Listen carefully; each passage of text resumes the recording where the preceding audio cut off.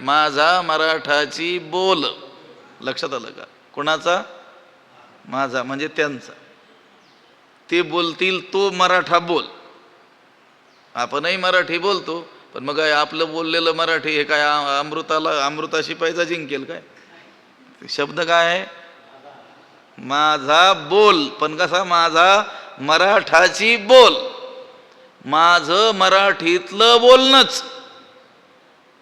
कौतुके अमृता तेही पैजा जिंके परी. परंतु जरी मराठीत मी बोललो तरी माझं मराठीतलं बोलणं हे गोडीच्या बाबतीमध्ये सहजच त्या अमृताशी सुद्धा केलेल्या पैजेला जिंकू शकेल.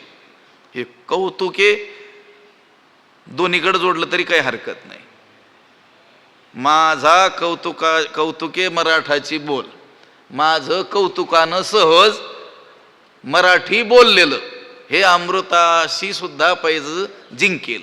किंवा माझं मराठी बोललेलं पण कौतुकानं अमृताशीही काय करेल? पैज जिंकेल. अशी रसभरीत अक्षर या ठिकाणी मी काय करील? त्या शब्दांचा मी प्रयोग करील. ये मराठीच्या नगरी, ब्रह्मविद्येचा सुकाळू करी, घेणे देणे सुखाची वरी हो दे या जगा. आपल्या श्रीगुरूंकडं मी हा ग्रंथ रचतो आहे, त्या ग्रंथांमध्ये या गोष्टी याव्यात असा आशीर्वाद काय केलेला आहे?